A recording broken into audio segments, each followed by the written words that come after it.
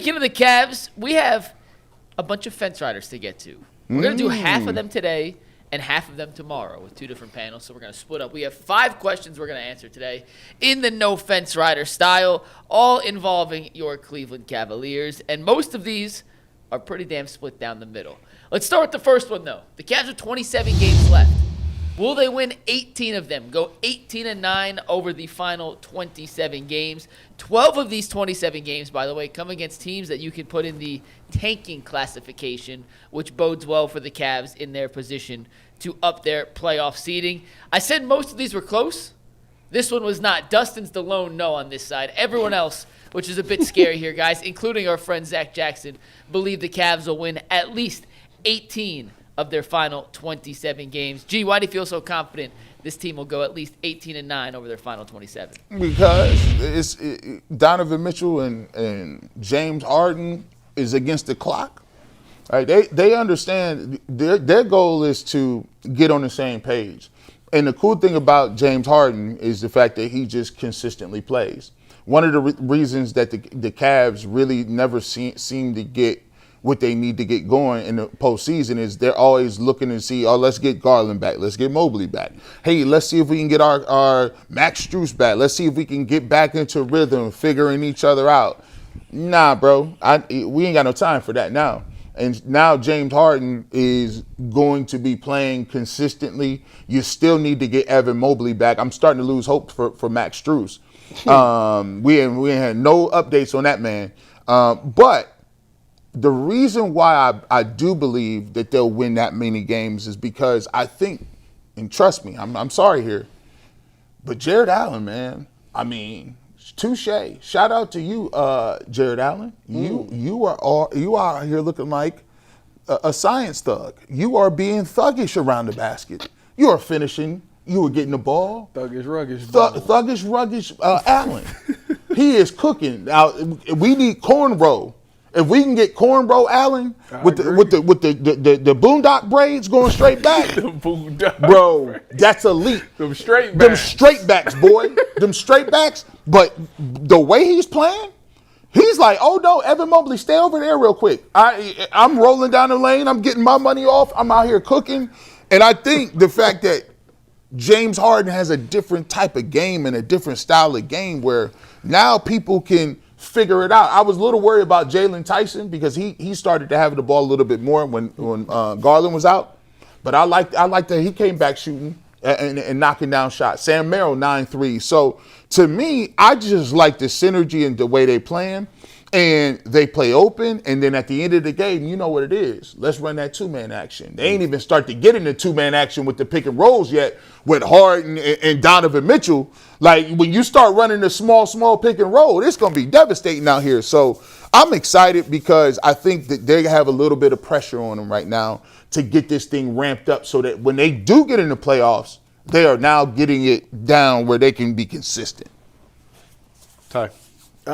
I said yes, but the only pause that I have on it is I still got to see how the Evan Mobley piece fits in because I need Evan to be able to be an outside shooter that gives Allen the space to operate in that paint like that. I love the fact that them two got that chemistry being going big to big passing, but I got to see it. It's been a while since I've seen it, so right now it looks good when Evan's not in there and they got a good game plan. I have to see what it looks like when everybody's healthy in that rotation. But I do think ultimately G's right as far as, you got James Harden and Donovan and those two guys in crunch time. No matter what the circumstances is, them two find a way to get it done. And I think ultimately that's why I'm confident they will win 27 games or whatever it is? 18-9. Yeah, 18-9. That's easy. Yeah, I mean, so it's 667 winning percentage. Only 3 teams in the league have had that percentage all year.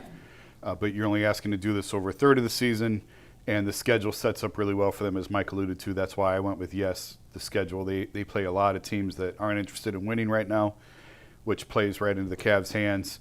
If they can stay healthy, which we always say about this team, then I think, I think they got a real good shot. And I don't know if you're doing the seed question today or tomorrow. So seed questions tomorrow. I split them up intentionally. Then I'll stop there. But I think that they got a little bit of room to incentive as well. Yeah. They can climb the ladder pretty quickly in the East standings. All right, next one, and I'm going to go first because I'm on the opposite side of the fence as all three of you, but I am not alone. The question is, will James Harden record more than 2 triple-doubles before the playoffs begin? That's 27 games. He has to record 2. This season, he's only recorded 2 in total.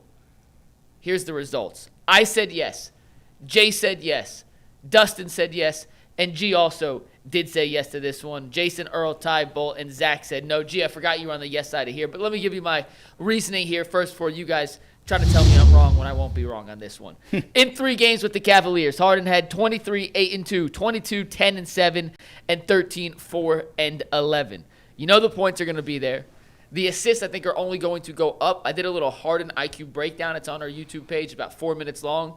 He sees the game so well, and as some of these guys learn to play off him better, I believe the assists will be there. It comes down to the rebounding. And as much as we have liked the growth of Jared Allen playing alongside James Harden, as much as over the last couple of years we've seen the development of Evan Mobley, neither of those two are elite rebounders. And with the Cavs shooting as many threes as they have and playing as many bad teams as they're going to play, there's going to be a lot of long rebounds because a lot of guys are going to miss three-point shots. The long rebounds tend to favor Harden and the guards. He's been a triple-double machine throughout his career. He's top 5 all-time in triple-doubles. I think he ends up getting at least 3 over the final 27 games. Not necessarily 45, 17, and 12 kind of triple-doubles, but give me a 22, 11, and 10. I think it happens. Tyvis, you said no. Yeah, I said no because I think he'll probably get 1. I think due to the fact that they're playing a bunch of scrub teams that has no interest in winning, they'll have blow them out, and he will sit out of a lot of those games in the fourth quarter, giving the young guys a lot of chance, so he won't be able to have the time on the court to be able to get those triple-doubles. And I just think that getting Evan Mobley back and having Jared Allen, I think it's going to be a heavy emphasis on those 2 guys getting those boards, especially Jared Allen as of lately been doing a really good job of getting those rebounds. So I just think that he's going to fall short. I think he's going to get close a lot of times, but I think he's going to fall short.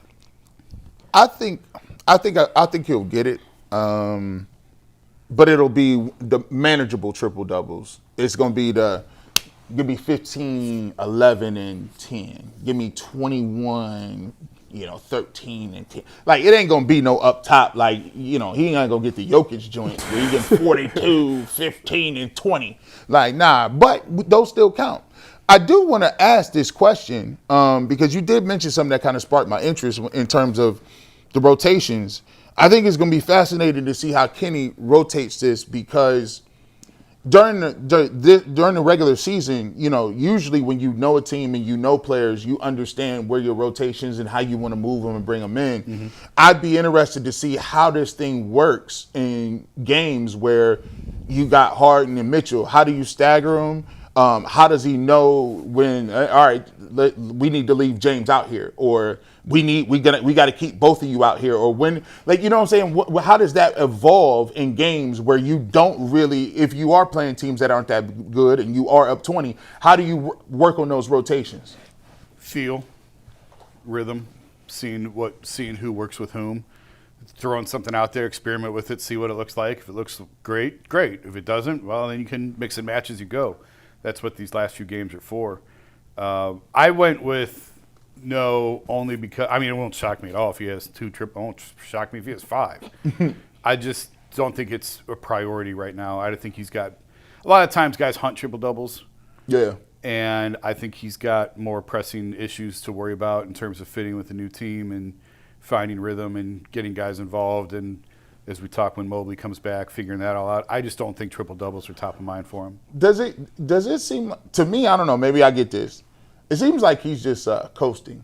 Like James? Not coasting like in a bad way. Yeah. Like he has a lot more. Like is there another level to his playoff game? I think he's sitting back, waiting to see what this team needs and where he can fit. I don't know if that makes sense or not. I hear what you're saying because LeBron used to say that about like game 1 of every series is a feel-out game. Yeah. Well, I think is a feel-out game for the series. Well, James is probably, I'm guessing here, in sort of the feel-out mode of this trade of just trying to see who can do what. Right. How can I help J.A.? How can I help Donovan? How can Donovan help me? Where do I fit?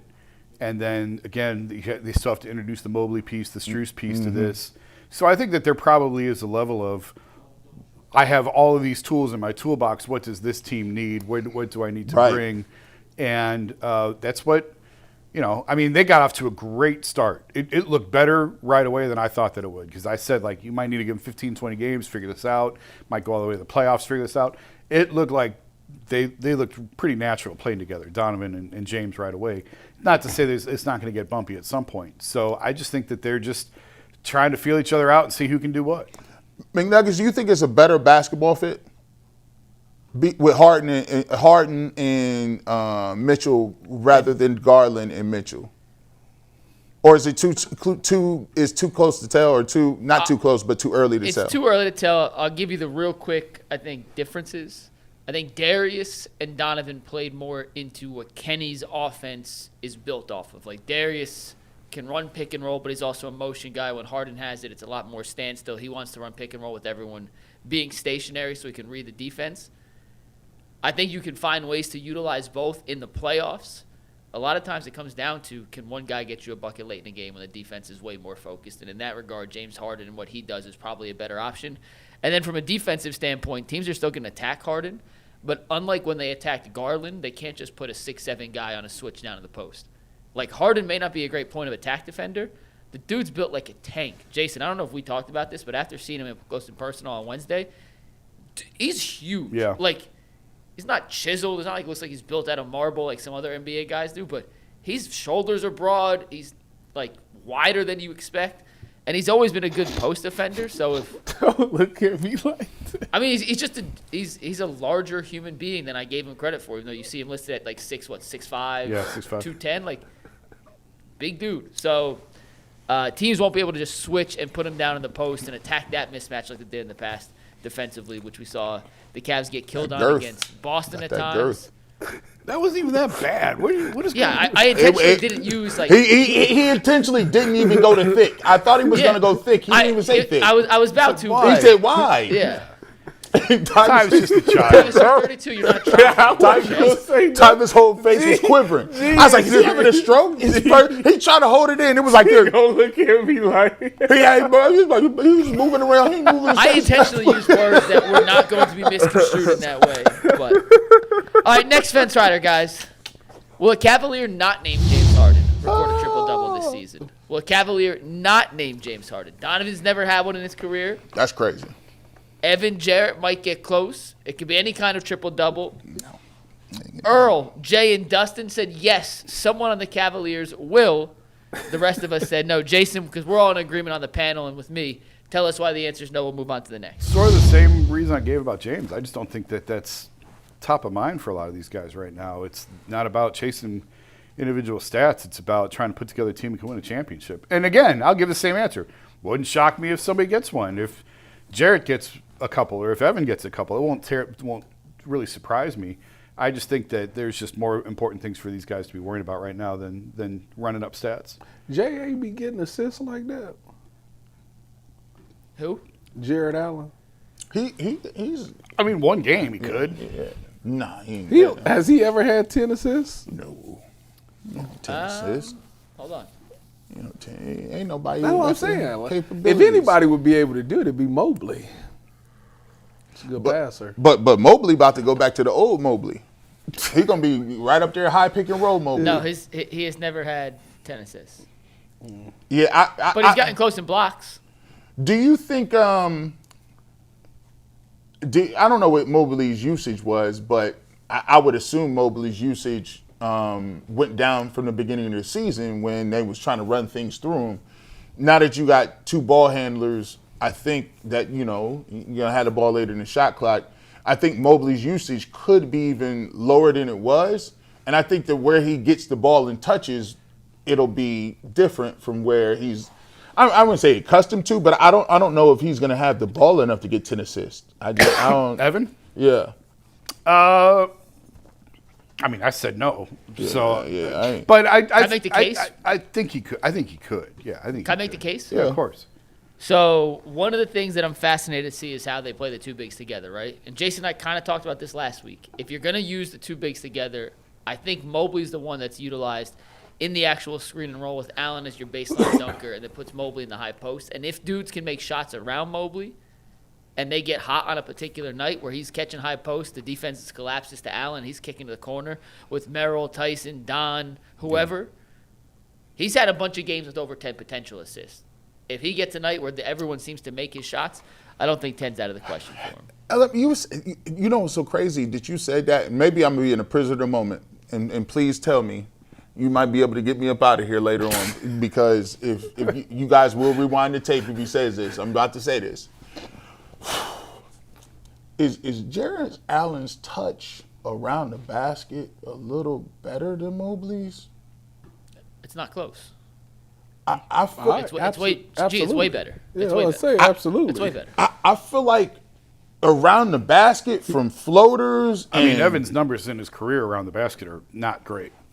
So for me, and Jared Allen's are historically good for what it's worth. For me, I'm like, well, in that case, if maybe I want Evan Mobley to be the duck in guy because if I run pick and roll, I know Jared Allen can hit the teardrop. I know he got a nice little touch, and I think he shoots free throws better than Mobley, don't he? Yeah, but he's not the passer from that spot that Mobley. Yes, I'll agree with that. And plus, that's the issue, G. McNuggets also pointed out that Evan is better going downhill.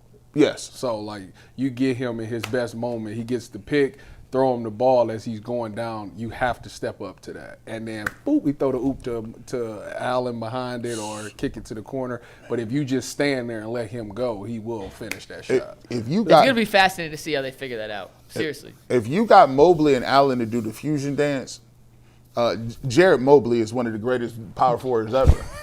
Jared Mobley is elite. What are you talking about, man? So, hey, G, can I give you a stat that's going to blow your mind real quick before we get to the next one? Yeah. In the history of the NBA, ever, we're talking the history, the greatest of the greats, Jared Allen's third all-time in field goal percentage. See, this is why we go too far. Yeah, that's wild. That is incredible. 64% for his career. These last couple games, it just seems like they keep saying, Brad Doherty keeps saying, Jared Allen, 7 for 7. 8 for 9. You want to guess who's 1 and 2? Both active guys. Giannis Antetokounmpo. No, Giannis is up there, but he's not that high. Giannis is 30th all time. One spot behind Ben Kevin Simmons. Durant. No, these are big guys. These are guys who just Nikola Jokic. No, these guys don't shoot threes. If you shoot threes, you're not anywhere near this. Andre Drummond. Drummond he shoots too many threes now, not in the top 30. They're both current players or active? Zubac. One still plays a bunch. One is at the end of his career, but yeah, active. Zubac. He's 6th all time. Dang. And by the way, 7th is Capella, played with James Harden, thrived under James Harden. Zubac, 6th all time, played with James Harden, thrived under James Harden. Allen, small sample size. I was going to say DeAndre Jordan. That's number 1 all time. Okay. 67, DeAndre Jordan. DeAndre Jordan, that's crazy. And 66, you ready for this? Rudy Gobert. Okay. And Jakob Poeltl's 4th. Your 4 highest all-time field goal percentage shooters in the NBA. My Lord. Jakob Poeltl, Jared Allen, Rudy Gobert, DeAndre Jordan. All right, speaking of shooting and snipers, this is my favorite of all the 10 Fence Rider questions. From right now, from Thursday night till the end of the season, forget what they've done prior, from Thursday through the end of the regular season, 27 games, who will shoot a higher percentage from 3? Jalen Tyson or Sam Merrill? As it stands right now, Merrill is shooting 47.2% from beyond the arc. Tyson, 47.6% from beyond the arc. They are both in the top 6 of the most accurate three-point snipers in the league. Both of them. Donovan Mitchell failed both of them in the three-point contest. He did. This was close. Bull Jay and Dustin said Tyson over the rest of the season will have a higher percentage from 3. The rest of us said Merrill. Jason, why'd you go with Merrill? I'm going to make the case for Tyson at the end, even though I went with Merrill. But why did you go with Sam? I mean, Mike, how did you choose between your wife and your girlfriend? Yeah. It was tough. and let me tell you, I feel bad about it. Why did I choose Sam? I just think Sam's a better shooter still. I do too. It's really not any more complicated than that. Jay Tyson's had a phenomenal year. He struggled though since James has gotten here. That's a couple games. It's 3 games. I understand that, but I feel he like came back here a couple threes. Like it is what it is. I just think I Sam's feel like better shooter. naturally that's what Sam Merrill is. He's Yeah. a shooter. Yeah. I don't when I look at Jalen Tyson. Jalen Tyson with James Harden is 4 of 11, which is 44%. So he's just shy of his season average. Sam Money Merrill. Sometimes it'd be years where in basketball people shoot a percentage and you'd be like, okay, maybe you was just hot that whole year. And like There's career years. That's the thing. And I didn't think that Jalen Tyson was this good of a shooter. Like in my mind, I'm thinking like he has to cool down a little bit. Like you gonna shoot at this clip? Like he's like 1 or 2 in the league. Did Ty Jerome have a career year last year? I think he shot the ball Yes. super well last year. He's also playing. He's playing awesome well this with year, Memphis. I watched him a couple games ago. Sam Merrill is just, to me, mechanically a machine. Mechanically, his form, the way he shoots, the release is quick, and he's one of them dudes. Like if he gets hot, good luck. He's he could be one of them nights. What, he just make 9 of them? Yeah, it's one of them nights. Yeah. You know what I'm saying? Like, Good thing Mike didn't ask that question a couple days ago. Sam be off to a pretty good start. yeah. So the reason I went with Sam is when I think Kenny ends up splitting up the rotations, Sam's going to end up in the James Harden shift. And I'm calling them shifts. They're going to overlap, obviously. I But actually like that. I think Merrill's going to end up more in the Harden shift because although he is a motion shooter and can come off screens, we saw him do it against Washington, he's also absolutely lethal with his feet planted. And Harden wants his guys to kind of be more standstill in the corner. I think Merrill, it just kind of fits that more because Tyson brings more off-ball creation and on-ball creation, so he'll be more with Donovan. And everyone who plays alongside James Harden has had incredibly good luck shooting because they're getting so many open opportunities because James Harden draws so much attention. So I just think Merrill is going to end up slightly higher, but that's no slight against Tyson, who's shooting the absolute crap out of the basketball. He's been incredible. None of us, including myself, saw him becoming this good of a shooter this quickly. The Cavs, for the record, did not see Jalen Tyson become this efficient of a three-point shooter this quickly. If the NBA did, by the way, he wouldn't have fallen to number 20. Right. He would have been a top 5 pick in last year's draft. If you redrafted the draft, Jalen Tyson probably goes number 4. No later than 4. You can make the case for him going number 3 in that draft. I just think the way the lineups are going to pan out, Tyson's going to be asked to do more with the ball in his hands, tougher threes. Merrill's going to get more easy threes playing alongside Harden. I give him the slight advantage. All right, last one before we pivot back and talk a little something else here. This was another close one, guys, and you mentioned it a little earlier, but from the start of Thursday night to the end of the season, those last 27 games, forget what they've done before, who will average more points after the All-Star break? What I said. Jared Allen or Evan Mobley? Tyvis, you said Mobley. So did Jason, G, Zach, and Jay, while myself, Earl, and everybody on the Dustin same side? said Allen. You guys were all in agreement basically all day on this one. So, Ty, why'd you say Mobley even though you forgot you said Mobley? I'll tell you why you're wrong momentarily. Well, because Evan is if this team's going to go anywhere, it's got to be because of Evan. You bring that back. I think that they're going to try to help Evan establish himself. I think that I just think he can do more. Obviously, when you think about him with the three-point, I know his three-point shot's been down this year, but I think it'll come back because everybody that plays alongside of James Harden's numbers just go up. So I just only imagine that Evan Mobley's numbers goes up as well with James Harden. So with that being said, I just think he brings more to the table with the three-point shot. I think he could become a 3-level scorer again. So that's why I went with Evan. Because Kenny gonna make it be that way. That's true too. That's true too. I mean, Jared Allen, you know what it is. It was good while it lasted, big dog. You know what I'm saying? When Evan Mobley come back, he just got more freedom, bro. They're never gonna come down and be like, J.A., let's get it popping. They may do that now, and he's still the third, fourth option now. Like, if you look at the options, am I tripping to say Jalen Tyson is a higher option than him or Sam Merrill? Because they'll call something out of timeout for Sam Merrill. Yeah, I mean, Jarrett, I'm curious to hear Mike's argument on this because Jarrett, to me, is he's just a role player. Yeah. He's going to get you're never going to run a play for him. Nope. And you're not really going to look for him necessarily. I mean, James Harden will, I guess, on pick and rolls. But aside from that, he's not a feature point of the offense. So, yeah, I took Mobley. But, Mike, go ahead with your defense. Yeah, well, I think although Mobley's coming back and we're going to see some staggering of the two bigs, because the guards are going to be staggered as well, I think we're going to see Allen play the majority of his minutes as the lone big on the court. When he's the lone big on the court, he is by far more aggressive. He's playing alongside Harden. Yeah. Every rim running big that's played alongside of Harden has had historically good seasons for them. I think Harden's going to force feed Allen. And we've seen over the last 5 games, starting with the West Coast road trip. And Kenny even said it, I think it was Wednesday against Washington, like, we have to make a bigger priority to get Jared Allen the ball early in games because then he gets more locked in, gets focused. That's not how it should be for the record. You shouldn't have to do that. Some players need that. They did it with Kevin Love when LeBron was here. Jason, you've talked about it a number of times. Yeah. I think the Cavs know for them to reach their ceiling, yes, Mobley has to get back to where he was, if not take a step higher. They need Donovan. They need James Harden to find a way to mesh. They need their role players and their shooters to make shots. But they also need Jared Allen not to disappear in the playoffs. How do you make a guy rebound and defend harder? Get him some easy looks early.